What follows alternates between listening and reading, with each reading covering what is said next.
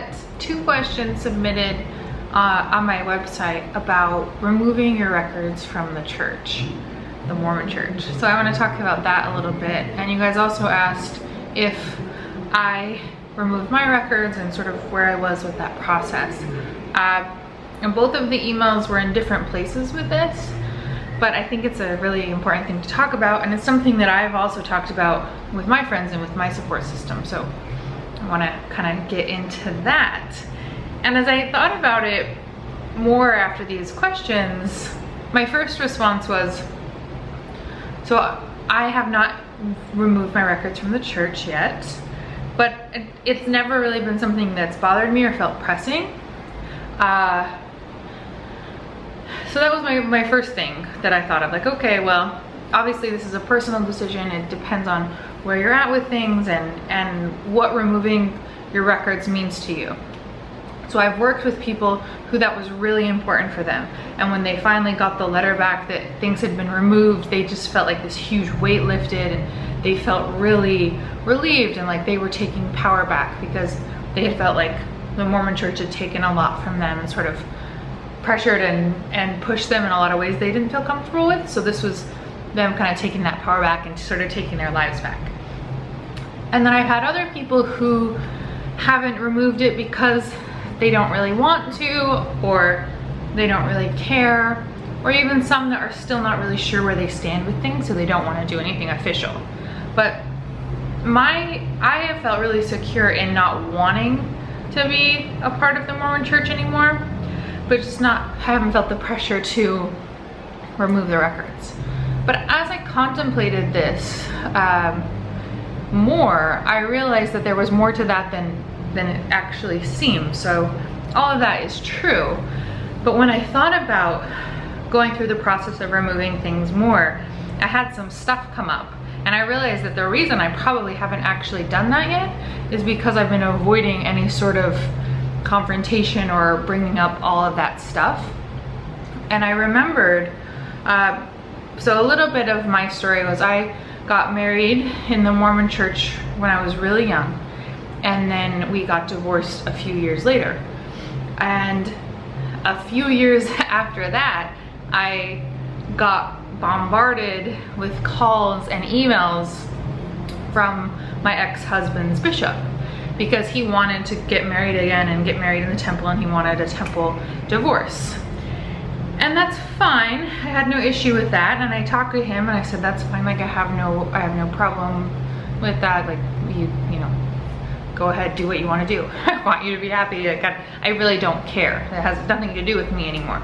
We'd been apart for a long time at that point. But his bishop kept hounding me. And he sent me all of these emails and these questions and these forms to fill out. And they were really intrusive, and I felt like they had no grounds in anything, nor was any of the questions any of their business.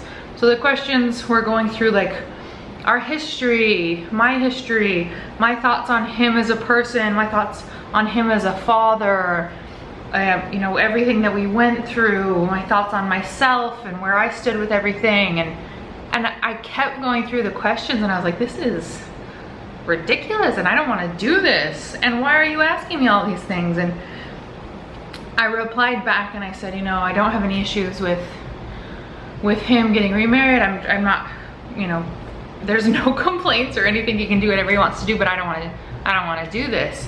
And the man kept hassling me and just kept emailing me, to the point that finally, and this was actually after I talked to my friends in my circle about it, because I was feeling so just bad about it all, and I didn't want to answer all of those questions, and I just didn't feel like it was fair or necessary. My circle sort of told me that, like, because I was thinking like I had to figure out how to do it, and I had to get through it somehow, but they helped me realize that I didn't, and that I could sort of take that power back myself. So I ended up emailing him again and very clearly and concisely saying, I have no issues with him or him getting remarried. I will not answer these questions. I don't want to do any of this, but I have no issues and I don't want to be contacted again. And I sent that, and then I just never, I think I blocked the guy. It's like, I don't want to have anything to do with it. And then I said the same thing to my ex-husband as well. Like, here's verbal and written whatever that I have no issue with you, and whatever this means, I don't know, but I don't want to be contacted again about this because I don't want to go through our history. And he was even surprised. He thought it would be a lot easier, and he didn't think that they would ask those kind of intrusive questions. But I realized from that experience, I don't want to deal with that again.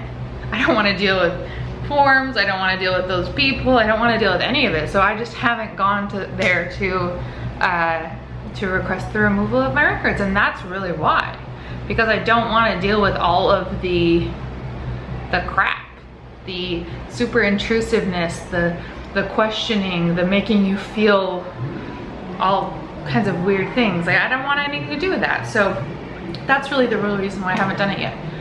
But really, and this has been coming as I have been looking at some of these questions, I think that I do need to, and I should, and I do want to, because it sort of makes it official for me, and there's no reason for me to leave my records there anymore. So I want to do that, and I plan to do it, and I'll let you guys know how it goes. I don't know if you can hear that. There's like a parade or something going on outside, I think. Sorry, hope you can't hear it. But, so I'm gonna do that, and I'll let you guys know how the process goes, and I hope it's easier. I think you just have to write a letter and something, I don't know. But I need to look into it and go through that and sort of just do that, because I think it is important. And I don't live in Utah anymore, so, and I move around a lot and I travel a lot, so I really don't have a way to be contacted, but I would hate to be hassled like I have been before. You know, I moved into a couple new houses in Utah before I left, and they always found me and were leaving things, you know, notes on my door and all kinds of stuff, and I don't really want to have anything to do with that. So I probably will be removing it, but I haven't removed things yet.